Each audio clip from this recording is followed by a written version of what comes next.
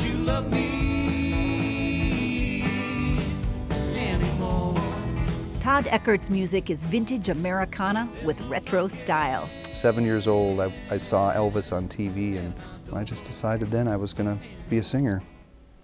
It takes encouragement, it takes some discipline, and discipline doesn't come naturally. To some of us, it doesn't come naturally ever. Threads of humor and music entwine in the stories of Dan Chouinard. I view my poems as like artifacts. Kathleen Roberts' work inspires collaborations through poetry. It feels like something I should share rather than like hoard, you know. Discover these artists and more on this edition of The Playlist.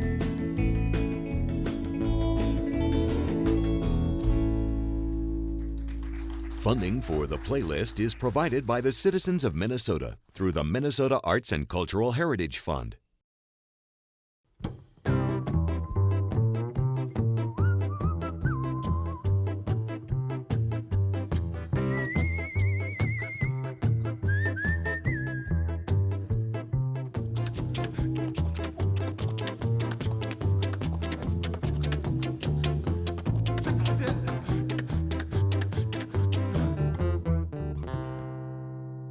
Todd Eckert draws on classic country with a twist of rockabilly. Please welcome him and the band to The Playlist.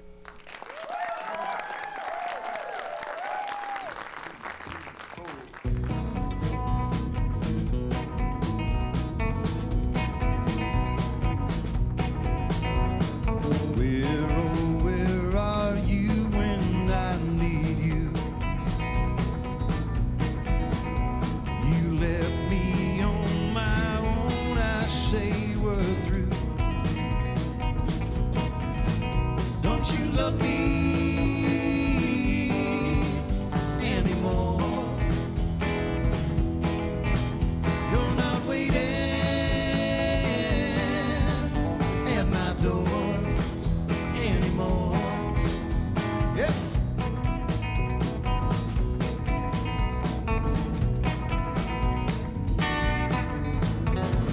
How can you explain your reasons why? No words were said, not even a goodbye.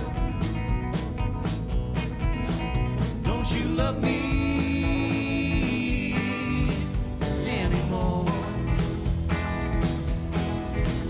There's no knocking at my door anymore.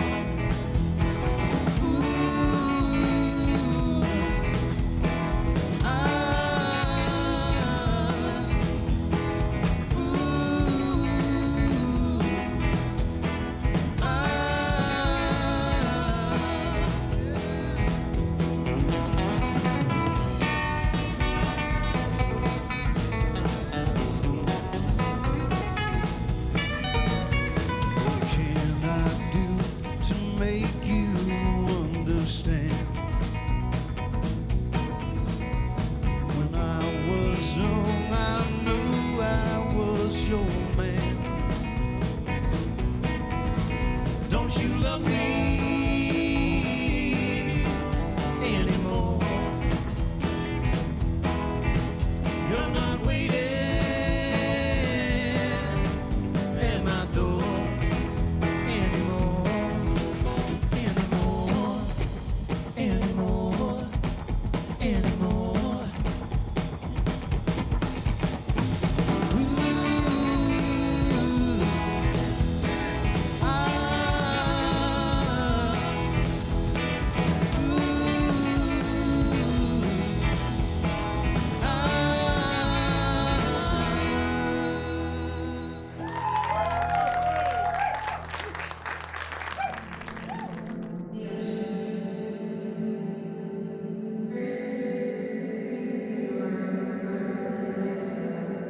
Kathy McTavish did a work based on this poem that I had written called Mapping Water in 5 parts. So the parts are the ocean, the city, the river, the lake, and the air. At certain points, it's straightforward text, but it's also done in binary and Morse code. So, I mean, yeah, she's like a crazy genius.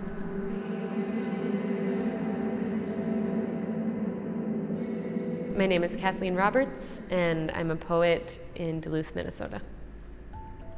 Originally, the grant that I wrote was just for a video project that was going to bring a bunch of filmmakers in and have them do video poems with these pieces of work from me. And then I just kind of, like with my role at Prove here and the people I know in my life, it was like, it didn't make sense not to have other kinds of artists do it too.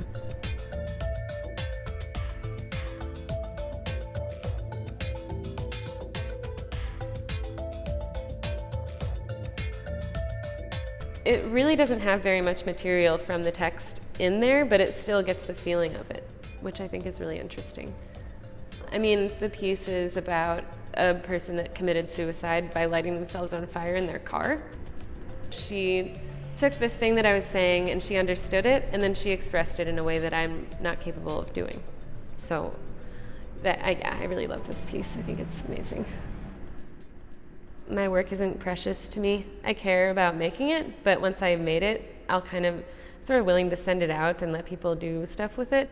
It feels like something I should share rather than like hoard, you know. The show is all works that are based on Kathleen Roberts' poetry. And I sent everyone that contacted me 3 or 4 pieces to choose from. One that caught my thought process was about a porn star.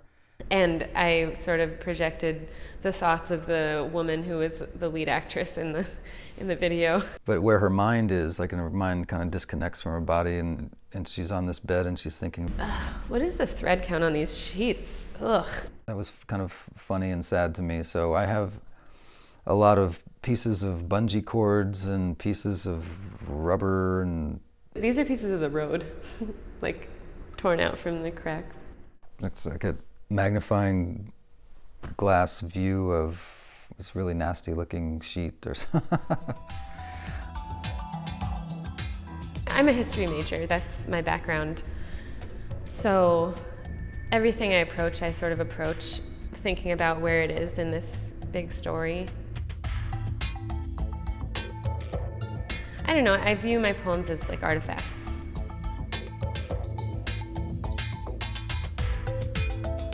Having someone interpret it as art isn't that different for a writer than having someone interpret it in their brains.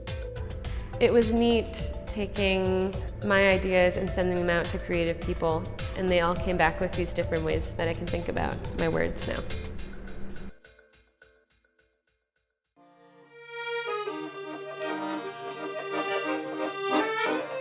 Well, we are with Dan Chouinard, who is a Minnesota pianist and accordionist at the beautiful theater in Cloquet. Welcome to the playlist. Very happy to be here. I have to ask, as an accordionist, that's You're an not accordionist. not myself. Oh, okay. All right. But I have to There's ask, still time. when did you discover your passion for music, and particularly the accordion? My passion for music, gosh, I grew up in a big family of musicians. Not musicians who performed outside the house. My parents didn't. My mom studied piano all her life. My dad liked to sing in barbershop quartets. So it was kind of, it was family habit, I guess, that we all took piano when school was done and we came home. You knew that you had your half-hour slot in which you had to practice. And in junior high and high school, that became an hour. So all of that just seems like second nature to me. It's just something that I don't remember not doing. The accordion came along when I started a rock and roll band with some friends of mine in high school, and the mother of our lead singer interrupted us at practice one day. We were doing the Bee Gees or something, and she said, you know, you'll make yourselves more employable if you play some old-time music and polkas and waltzes and schottisches. And she happened to have an accordion in her closet that she didn't use. So the accordion came out of the closet. I met the accordion, and we've been inseparable ever since. That's pretty awesome. So just guessing by looking at some of the projects you've been involved with, you also have a passion for history, or you're darn curious about how we ended up, you know, settling this country and everything else. A lot of, yeah, A lot of things. And some of that curiosity springs from traveling and having studied languages. As soon as I got to college, I learned French and Italian, and I traveled there. And eventually, I started traveling by bicycle over there. And the accordion was a perfect instrument to bring over there, and use as a sort of conversation starter. And so I bought myself a little accordion that I could strap onto the bike when I traveled. It sat right on top of the bags where the tent and the sleeping bag were. Yeah, I've been driven by curiosity about a number of things, most recently about the experiences of some members of my family in World War II. In addition to being fascinating subjects for study, they also sounded like great excuses to load up the bike and go back. And so my last big trip over there was from Naples to Normandy on the bike, stopping at all of the World War II landing beaches and stopping at lots of the cemeteries, and of course stopping at the places that were important in the stories of these two in my family. You've been able to tell these stories on a multiple platforms. Sometimes radio, sometimes stage. Mm-hmm. Do you have a preference? Would you have a favorite? I have been able to tell these stories in ways that integrate my experience and my love of music, and my love for this sort of study and telling these stories. And so to pull together a show that I can do on stage with the help of a bunch of musician friends and with the help of some maps and old photos, and to tell the stories with all these things woven in, that's my favorite, really. It doesn't feel like it gets any better than that. I have to ask the parent question. Your advice for musicians and for parents of young musicians who might be nagging, what advice would you give them? Continue to nag. It takes encouragement, it takes some discipline, and discipline doesn't come naturally. To some of us, it doesn't come naturally ever. But it was also helpful that it was just a fun family thing, and that it was really a source of joy, one way or another. It was fun. It didn't mean that it didn't have long stretches of drudgery, but you knew that there was some sort of payoff. And the payoff for us when we were kids was that relatives would come over, or our friends would come over for dinner, and then there'd be the little program after dinner. And at least back then, it was a big deal. And to play for parties, for sing-alongs when people wanted to sing, that was something that I specialized in, just because I have a head like a jukebox. There was always an element of fun in it. And so there was that balance that everyone's got to just sort of figure out for themselves, that balance of discipline, hard work, but the payoff of the fun and the joy of it. Well, I think I'd like to invite you to the next party at my house to play music. I hope you do. Dan Chouinard, thank you for your time and for sharing your gifts. Thank you. This one's called My Sweet Friend.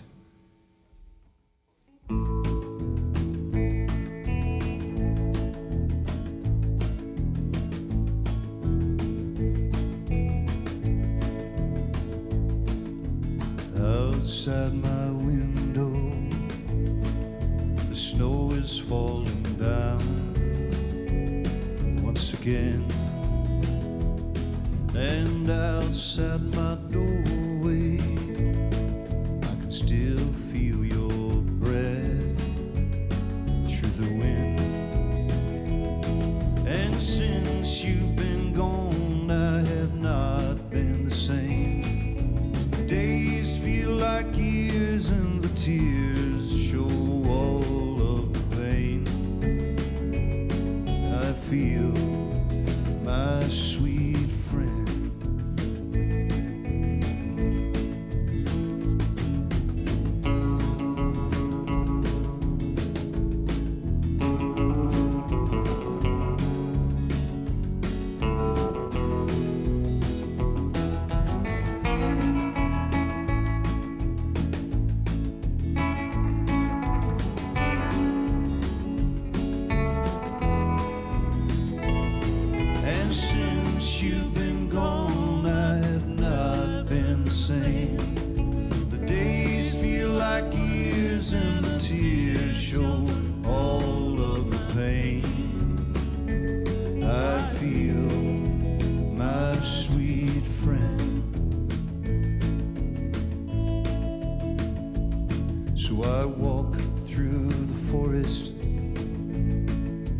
just to hear your voice in the trees.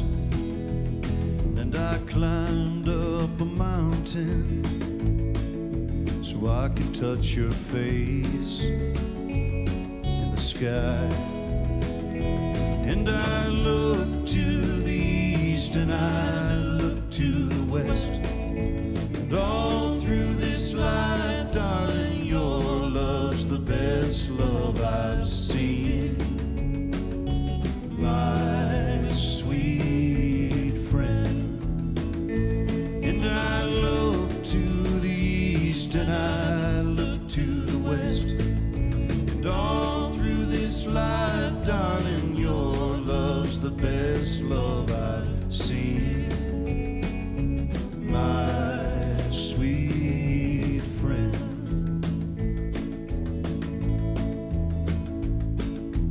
My sweet friend.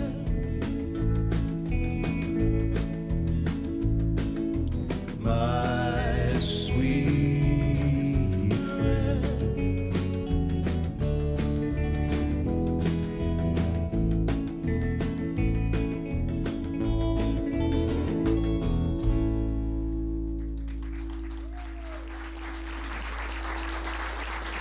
Thank you so much. Welcome to the playlist, Todd Eckert. I'm so Thank you. glad you're here. I am too. This is an honor to be here, Karen. So Thank you. I get to learn more about you. What music inspires you? What music inspires me? I would say, you know, the old stuff, the old Americana stuff, the rockabilly, and the old rock and roll, like Ricky Nelson and Elvis, Buddy Holly, Johnny Cash, stuff like that. Stuff that's pretty simple. When did that become part of your mental, this is what I love? Oh, probably when I was about 7. Yeah. 7 years old, I saw Elvis on TV and saw him dancing around, and I was like, wow, that is really exciting.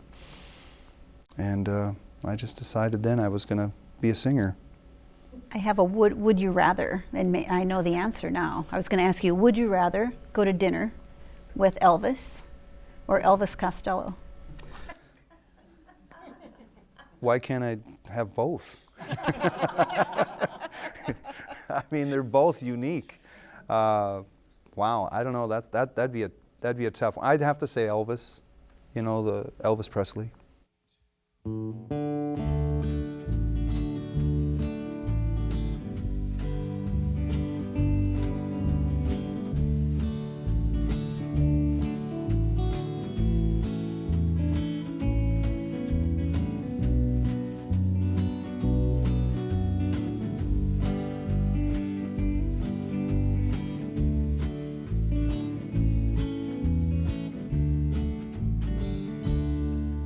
Well, the train is running straight through my head, and I'm sorry I woke you again, but I can't seem to sleep without you by my side, 'cause it's so hard to leave us behind. So I'll make us a promise I'll keep. The morning I'll get back on my feet,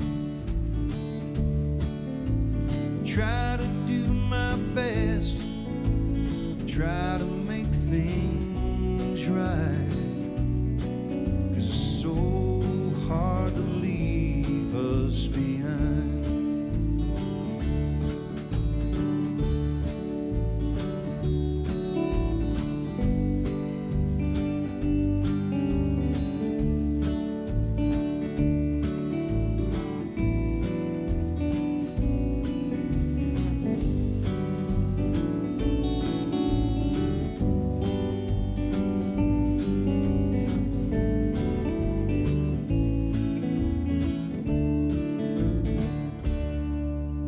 The train's running straight through my head,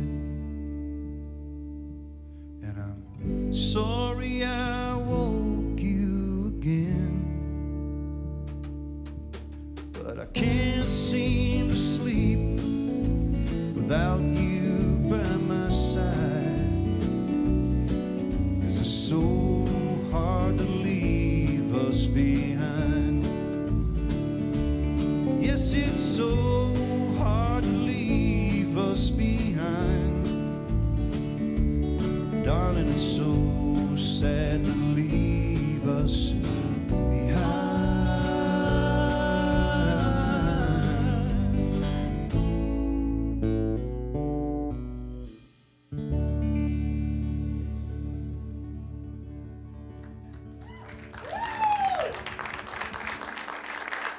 So tell me about your own writing process now. Are you, you hear lyrics first? You hear melodies first? What happens for you? Melodies. I'll just start strumming on my guitar, and I'll like the pattern of where it's going, the changes, and then what I'll do is I'll grab my phone. They have this new thing. I don't know if you guys have seen this. It's called an Android or something like that. I don't know.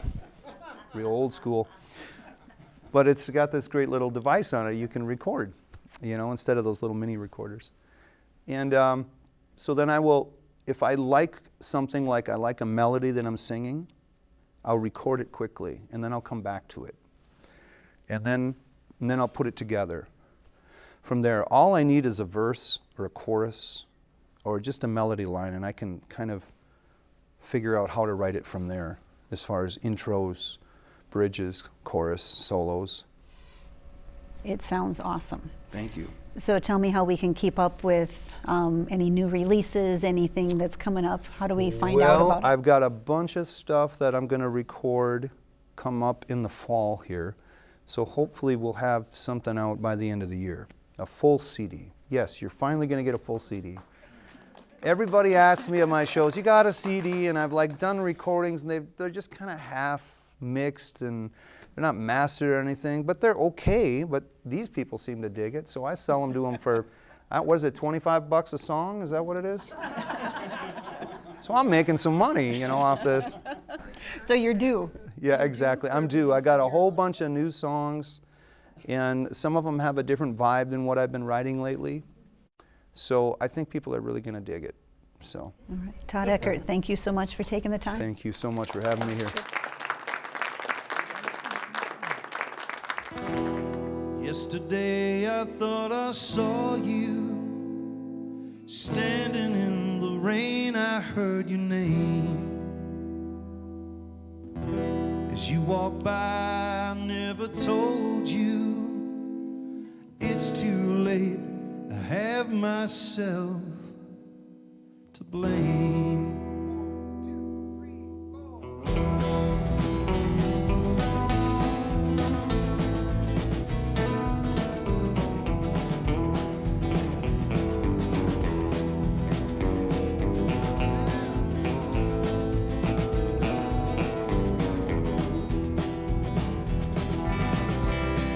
Started out so easy, you knew just how to please me.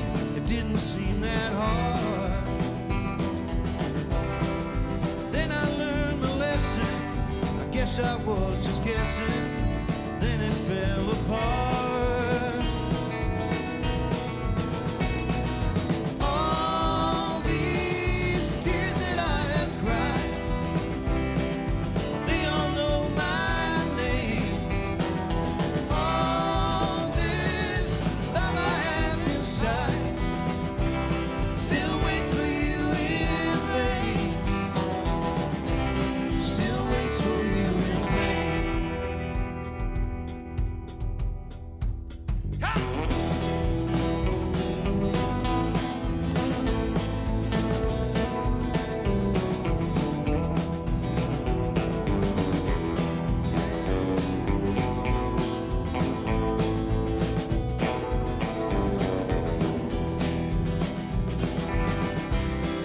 Started out so easy, you knew just how to please me. It didn't seem that hard. Then I learned my lesson. Guess I was just guessing. Then I fell apart. All these tears that I have cried, they all know my name. And all this love I have inside still waits for you in vain. All these tears that I have cried, they all know my name. All this love I have inside still waits for you in vain. Still waits for you in vain.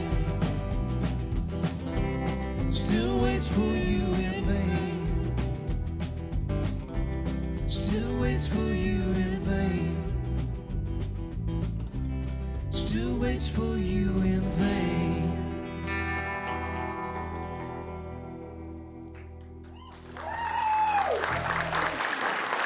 Thank you so much.